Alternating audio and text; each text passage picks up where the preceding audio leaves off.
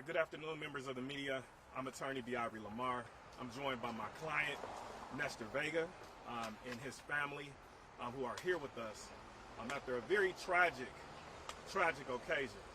We believe that this incident that occurred almost 3 years ago here at this hospital standing behind us, Froedtert Memorial Lutheran Hospital, we believe this to be one of the most tragic situations and potentially one of the most egregious situations in which we allege that there's a cover-up that involved a piece of a surgical device that was left inside Mr. Vega for approximately 3.5 months.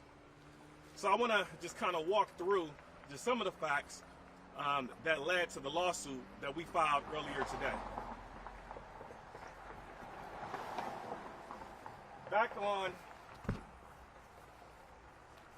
September of 2020, what we see here is Mr. Vega, who entered into a surgery following a car accident. It was a surgery in which work was being done on his ankle, and unfortunately there was a surgical drain and the retention of a fragment that resulted from that surgery. Now, what occurred is Mr. Vega, he'll explain that he heard a very loud pop. He was conscious during the surgery. I think that's important to note. He had his phone going. He was trying to kind of keep himself distracted while this operation was taking place. There was a loud pop, and what resulted next was individuals, even from the hallway, Froedtert personnel coming into the room after hearing how loud this fragment of the drain breaking inside of Mr. Vega. Mr. Vega observed the doctors, Chad Beck, and his other attending surgeons who were with him, alongside the medical staff, including the physician assistant, who's also named as a party in this lawsuit. All of these individuals heard this pop. It was no mystery that this fragment of this surgical drain was inside Mr. Vega. Mr. Vega observed several members of the faculty, of the personnel, trying to get this object out of him at that time. Unfortunately, they were not successful. Instead of getting an x-ray and setting him up for an immediate surgery thereafter, instead they tried to act like this situation didn't exist. We believe that there was a coordinated effort to try to hide what took place back on September 2nd of 2020. And this lasted over 3.5 months in which Mr. Vega suffered. Now, I want to be clear. This wasn't one of the circumstances in which, a foreign object is left and the doctor doesn't know about it. This is a situation in which they completely knew, everybody knew, and they made a decision, a calculated decision. Instead of taking accountability and potentially having their reputation be at stake, they decided instead to make their patient suffer and act like it didn't happen. There's an old saying that what's done in the dark comes to the light.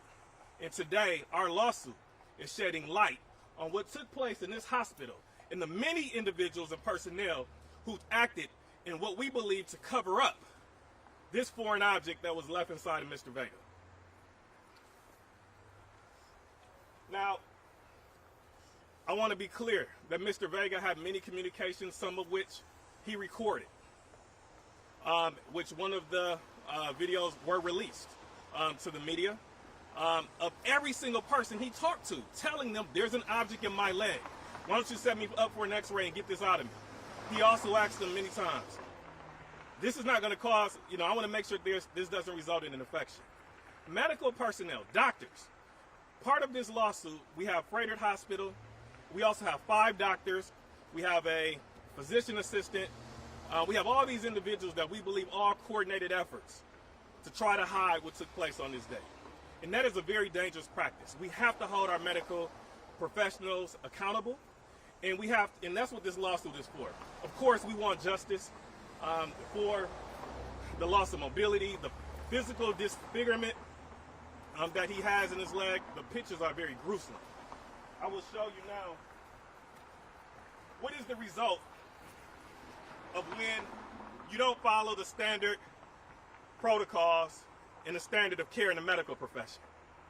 Now, there was one person on September 2nd who knew that failing to get this object outside of Mr. Vega could result in infection. There was one person. And that one person was none of the Froedtert medical staff. It was none of the many doctors, none of the attending surgeons. The only person that talked about it causing infection was Mr. Vega himself. He told them, I know if you leave this object in me, I don't want it to result in infection. And they said, oh no, it's not going to do that. If it is left inside of you, it's sterile. It's not going to cause infection. And trust me, we got the evidence to back it up. This type of standard and this type of infection lasting over 3.5 months, we cannot stand for that standard here in the city of Milwaukee or in this state. So therefore, this lawsuit that we filed today is about accountability, not only for Mr. Vega, but for many of us all and our loved ones. At this time, I will allow Mr. Vega to say a few words just about his journey. I'll give a couple seconds just so that the media can readjust their cameras for Mr. Vega.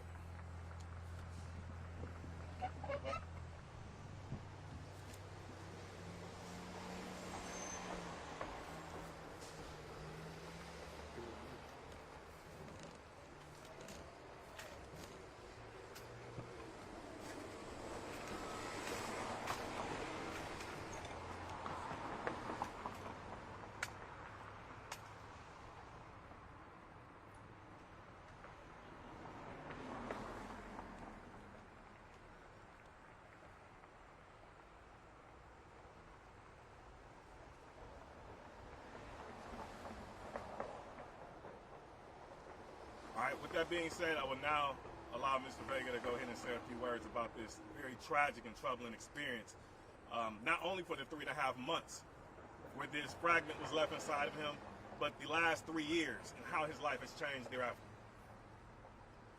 Well, good afternoon, everybody. Yeah, it's been a hell of an experience with this hospital and the negligence they have did to ignore the fact that they left that in me. I have been through a lot of stuff, man, and it has stopped me from mobility, spending time with my kids, my grandkids. I can't play sports. You know, I can't even sit up a few minutes to take my kids to the movies or wait in line to get them something to drink or something. It's real hard. I go through pain daily, every day. This pain don't go away. It don't. I go daily with this every day. And, you know, my kids try to help me the most, but my girl's the one that does most everything for me. And I feel that that's not right. You know, they could have took care of this in the right way. I told them and I warned them that I did not want to come back with an infection. And they assured me, you're not going to come back because it's thorough, you know. And I went and came back for an x-ray and whatnot. They still didn't tell me I had the object there when I knew it was there the whole time. So I've been going through physical therapies twice a week. I usually go 3 times a week. You know, I don't take opiates because I don't believe in that. I'm against opiates, so I don't take opiates. I try to deal with it as best as I can. And everybody tells me, man, you're a strong man. It's I don't know how can you deal with this pain, man. And these are doctors telling me this. And, you know, I wonder, man, you know, why God let me, you know, continue with all this much pain. These people got to get held accountable. It's not right practice, and not just me. It's for everybody in the community, too. If they treat me like this, what can they do to your parents, your grandparents, your kids, your grandkids? You know, they're not in good hands. And what hurts me the most is that not once even apologize after they knew it was done. You know, after the surgery, when they removed it, they still didn't even apologize. You know, and I'm looking at the person like, my girl asked them, did you know it was there? Yeah, we knew it was there. Did you find it when you did the surgery? Yeah, we found it. And I'm looking at them and they still did not apologize.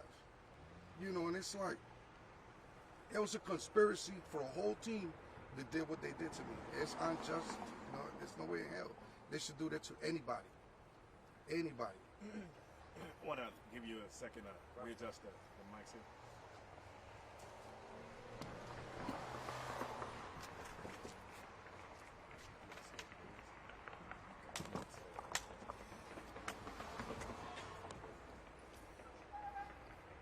And as Mr. Vega has pointed out, I mean, this struggle, you know, this has been 3 years, and the injuries in which he has sustained, he will have a lifetime.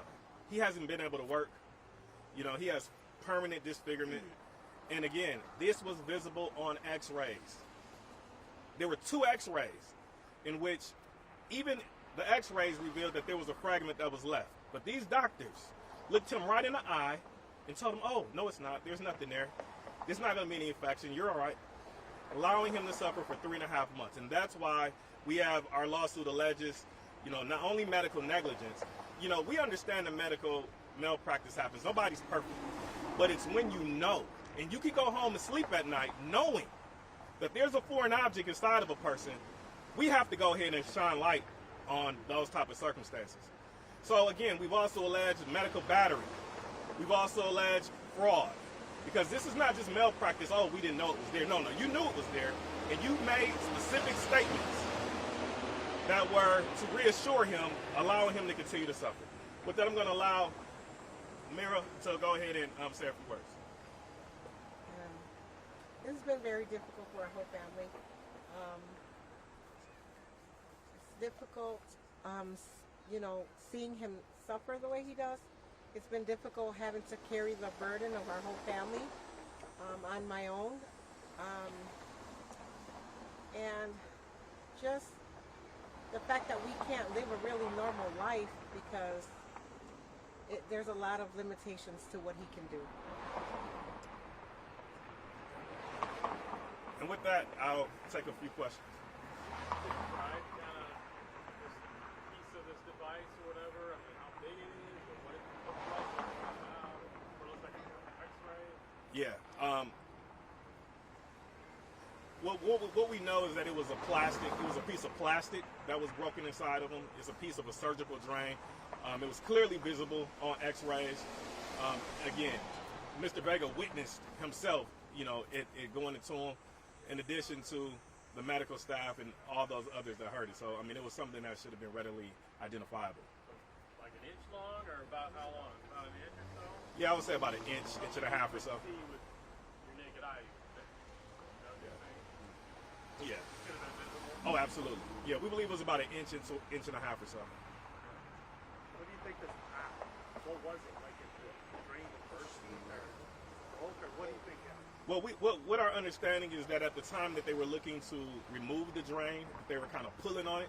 Again, we question whether the protocols and the way in which they were pulling it was adequate, or that they should have engaged in the surgical drain in that way. But in the tugging on it is what caused the surgical drain to break. It was a loud pop that, like as I mentioned, individuals even outside of the room heard it. And you know, that was what ultimately remained beside Mr. Vega for 3.5 months. It sounded like a rubber band, like, because it's rubber. So when he pulled it, I was telling him, hey, watch it, it hurts. Wait, it hurts. He said, okay, well, he tried to wiggle it. He opened it up some more, my wound, the drainage that I had there, the cast, he opened it more and he tried to pull. And I'm like, watch it, man, that hurts, man. He said, I know, just hold up. And he just snapped it. He just yanked, bah! And I'm, oh man, what the heck, dude? You just broke it. And he's like, oh no, it's not broke. And the lady, one of the nurses from outside, she was like, everything's okay. I just heard that. And I was like, yeah, man, this move. And then I told my girl, go check the drainage, because I know he broke it. And they tried to say that it was not broken, that that's the way they cut it before they do surgery. And I told my girl, get it, take pictures, because I know there's a piece in there. And then what happens? He takes up for over 2 hours before he come back to patch me up again, you know. So I know what they did. They covered this up. They didn't want to do anything. That's all.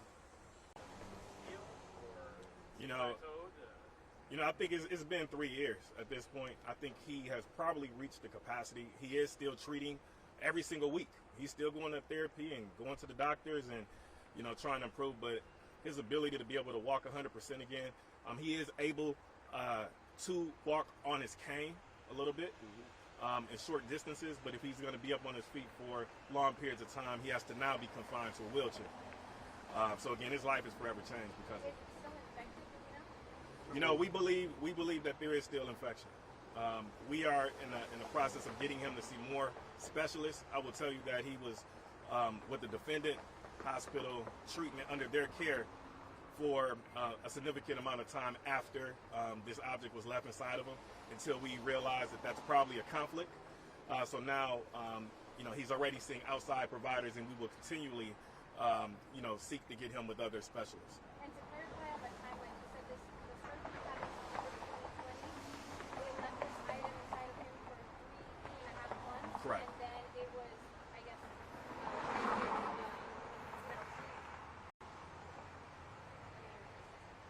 it was because of Nestor, who knew that the item was still inside of him, that he went to the doctors that he still had this inside of him, and then they took it out.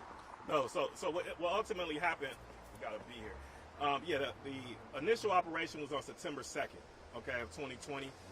Nestor knew then, as a layperson, outside of all these doctors, he knew that there was an object left inside of him and that object could result in infection. He told them many times, I mean, he's on recording saying that, hey, this can cause an infection. Oh, no, it'll be okay, blah, blah, blah. So ultimately, over the course of the 3.5 months, it got worse. He was going to follow-up visits. His infection was worsening. These medical professionals didn't even want to acknowledge that he had an infection.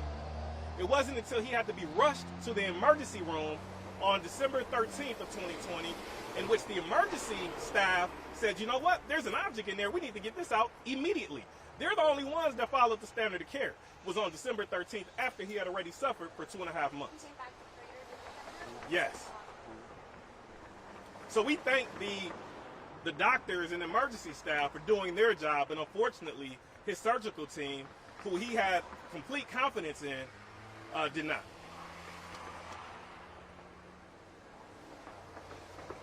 All right, thank you so much.